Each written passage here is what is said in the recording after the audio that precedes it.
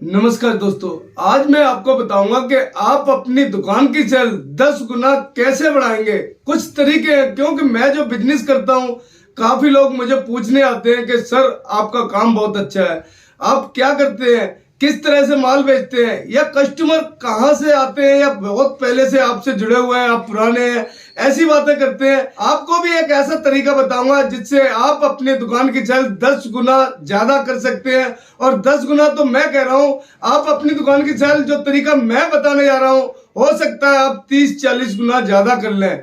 और चाहे आप रिटेल में काम करते हैं, चाहे होलसेल में काम करते हैं, चाहे आप अपना नया काम शुरू करने जा रहे हैं या पहले से करते आ रहे हैं, हो सकता है आपका बिजनेस डबल से भी ज्यादा चलने लगे या दूसरों के भी काम आ जाए। जो आप अगर इस काम को कर लेंगे तो आपके तो काम आ ही रहा है। ये वीडियो ज्यादा से ज्यादा उन लोगों को शेयर करें जिनके काम आ जाए, जो रेंट पे बैठे काफी दिनों से किराया नहीं दे पा रहे हैं या परेशान है, जो भाई अपने ही दुकानों में बैठे होते हैं। उनको तो कोई दिक्कत नहीं होती क्योंकि वो अपनी दुकान में बैठे हैं और किराए की कोई टेंशन नहीं है। लेकिन भाई जो किराए पे बैठे हैं उनको बहुत दिक्कत या परेशानियां होती है।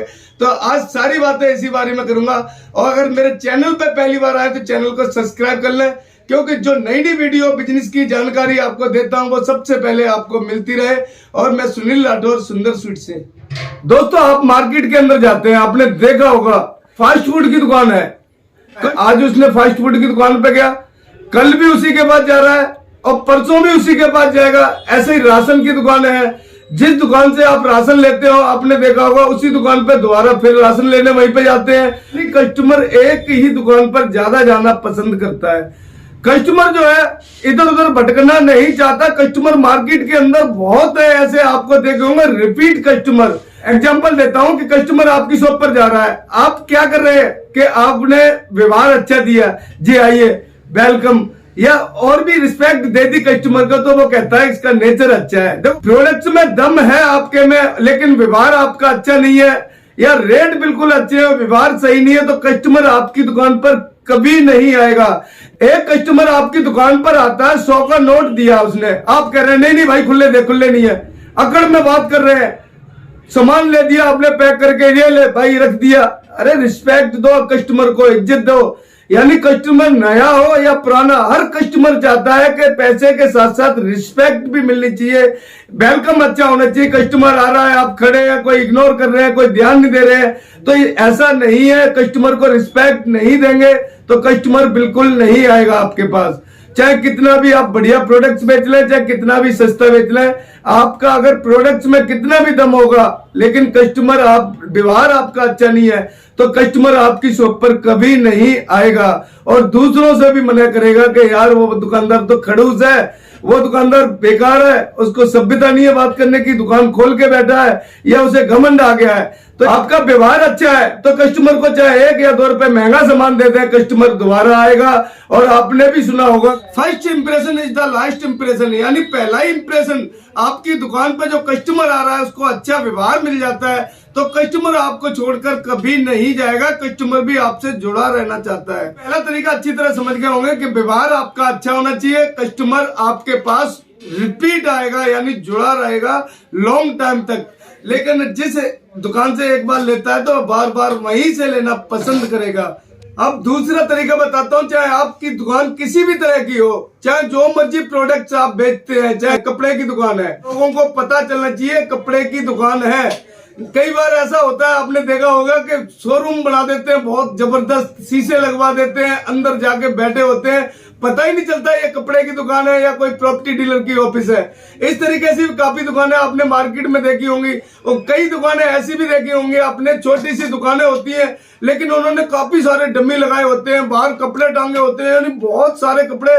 भाई कस्टमर क्या करता है, कस्टमर घूम रहा है मार्केट के अंदर, एक नहीं हजारों कस्टमर घूम रहे हैं, उनको दिखना चाहिए, दूर से ही पता चलना चाहिए कि कपड़े की दुकान है, राशन की दुकान है। राशन वाले भी अनाज के कट्टे बाहर रख देते हैं और सामान फैला के डाल देते हैं, दूर से पता चलता है कि राशन की दुकान है। स्वीट्स की दुकान है, मिठाइयों के काउंटर लगा देते हैं। नमकीन की दुकान है, आपने देखी होंगी, बाहर नमकीनें लगी हुई है, कई तरह की, कई वैरायटियों में नमकीन है, यानी उनके अंदर इतना माल नहीं होता, बाहर ज्यादा प्रोडक्ट्स लगा देते हैं। दुकान पे कई दुकानें दुकानें मैंने ऐसी भी देखी हैं जिनकी दुकानों पे बोर्ड नहीं लगे हैं। भाई एक नाम, एक पहचान भी होनी चाहिए कि उस दुकान पे जा रहा हूँ। जैसे हमारी दुकान का नाम है सुंदर कैटर्स, दूर से ही पता चल जाएगा कि सुंदर कैटर्स या आपकी दुकान का कोई भी नाम हो, आपने बड़े बड़े बोर्ड लगाए हुए हैं, अपने आप को हाईलाइट किया हुआ है, दूर से ही पता चल रहा है आपकी दुकान है। जो गेटअप है आपकी दुकान के अंदर वो ज्यादा होना चाहिए। शीशे लगे हुए हैं, शोरूम टाइम में बना रखा है, कस्टमर को पता ही नहीं, कस्टमर की हिम्मत भी नहीं हो रही दुकान पे चढ़ने की, क्या पता किस चीज की दुकान है ये। तो इस तरीके एक अपना नाम हाईलाइट होना चाहिए। दूसरा, प्रोडक्ट्स में जिस चीज का आप बिजनेस कर रहे हैं वो नजर आना चाहिए कस्टमर को, और दूर से पता चल जाए। कस्टमर मार्केट में कस्टमर जा रहा है, दूर से पता चल जाता है कि यहाँ पर गर्म कपड़े मिलते हैं, या यहाँ पर शादी का हार मिलता है, या यहाँ पर कोई भी वैरायटी लेनी होती है, आधी नजर आ जाती है कस्टमर को बाहर से ही। उसके बाद वो बोर्ड की तरफ देखता है या सीधा एंट्री मारता है जो चीज की उसे जरूरत होती है। कस्टमर को दिखेगा आपकी दुकान पर प्रोडक्ट्स हैं तो जरूर आपकी दुकान पे एक बार विजिट करेगा, या रेट लेने के लिए ही रुकेगा जरूर आपके पास। तो आप होलसेलर है, चाहे किसी भी तरह की आपकी शॉप है, आपको हर प्रोडक्ट्स रखना है। कई भाइयों से मैंने सुना है कि वो कहते हैं कि मैं महंगे महंगे आइटम रखता हूँ, मैं सस्ते आइटम बेचता हूँ, मेरी सेल ऐसी होती है। ऐसा नहीं है। आपकी शॉप पर मार्केट के अंदर आपको नहीं पता कस्टमर किस तरह का है। महंगा सामान भी रखो और सस्ता भी रखो, यानी हर प्रोडक्ट आपको रखना होगा। कस्टमर को पहचानना होगा, कस्टमर लेना क्या चाहता है। आपकी दुकान पर आया, अब भाई बैठा, आपको उसका बजट है 100 रुपए का, आप 500 रुपए का माल दिखा रहे हैं, कस्टमर ज्यादा देर नहीं रुकेगा आपकी दुकान पर, फटाफट निकल जाएगा। या कस्टमर का बजट है 1000 रुपए का, आप 100 रुपए की चीज दिखा रहे हैं, वो अपने आप ही छोड़ के निकल जाएगा। आपने सारी वेराइटियां रखी हुई है, सारे प्रोडक्ट्स रखे हुए हैं, कस्टमर आपकी शॉप पे आता है, कस्टमर को पहचानो आप कि कस्टमर लेना क्या चाहता है, कस्टमर से पूछो। या आपको इतना अनुभव होना चाहिए कि कस्टमर को देख के ही पहचान लें कि आप ये कस्टमर किस तरह का है, कौन सा प्रोडक्ट दिखाना चाहिए। अगर आप इतना नहीं पहचान पाते हैं तो कस्टमर से पूछ सकते हैं आप कि आपको किस तरह की, किस रेंज में दिखा सकता हूँ, चाहे वो कपड़े की दुकान हो, चाहे शोरूम हो। जैसे मेरे पे बाजी के बॉक्स हैं, कोई लेने आता है तो जरूरी नहीं है कि मैंने एक डब्बा बनाया और ये लो आपको बाजी का बॉक्स मिल गया। बाजी का बॉक्स लेने आई है पार्टी, तो एक ही बॉक्स दिखा के छोड़ दिया, नहीं लिया था, चला गया, ऐसा नहीं है। दिखाओ, वेराइटियां दिखाओ, एक डब्बा ये भी चल रहा है। अपनी तारीफ मत करो अपने प्रोडक्ट्स की कि मेरा डब्बा बहुत अच्छा है, ये ज्यादा बिक रहा है, तो इसमें गलत प्रभाव पड़ेगा। आप ये बता सकते हैं, इस बात को इस तरीके से भी बता सकते हैं कि ये डब्बा आजकल बहुत ज्यादा चल रहा है, आप इसको भी ले सकते हैं, जो कि अभी कुछ ही दिन पहले किसी पार्टी ने बनवाया था। ये लिए हो जिस पार्टी ने, उसका नाम ले सकते हैं, आप उनसे बात भी करवा सकते हैं, उनको काफी पसंद आया था।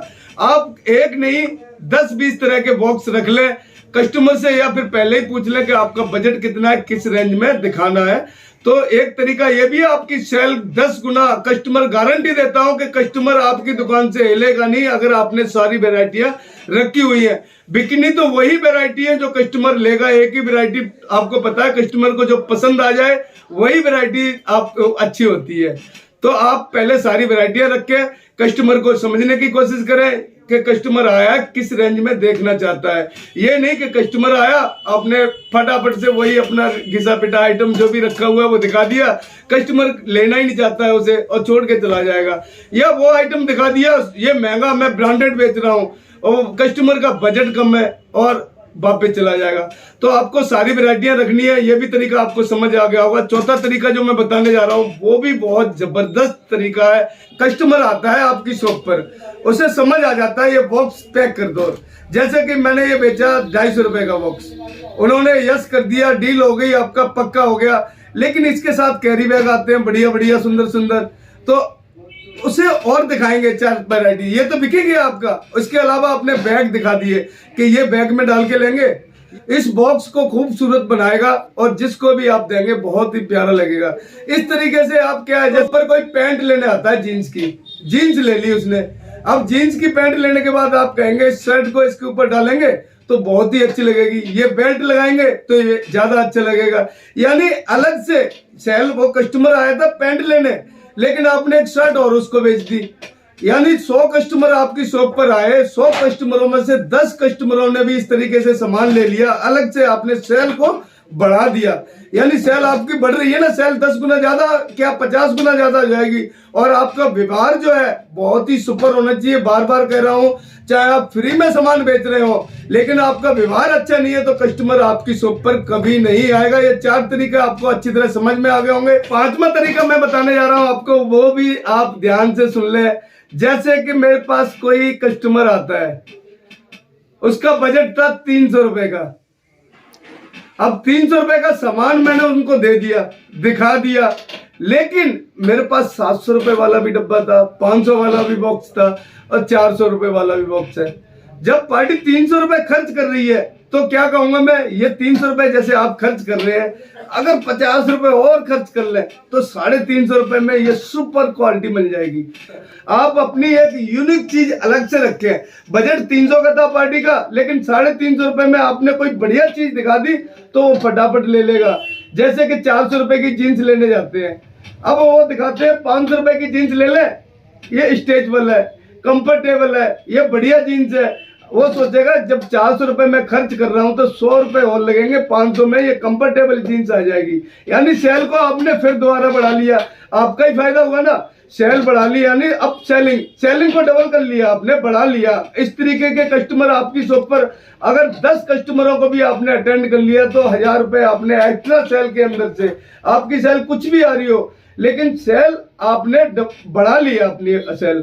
ये दोस्त तरीके आपने अगर 5 तरीके अपना लिए तो आपकी सेल में 4 चांद लग जाएंगे। आपका बिजनेस बढ़ सकता है, चाहे वो रिटेल का हो चाहे होलसेल का हो।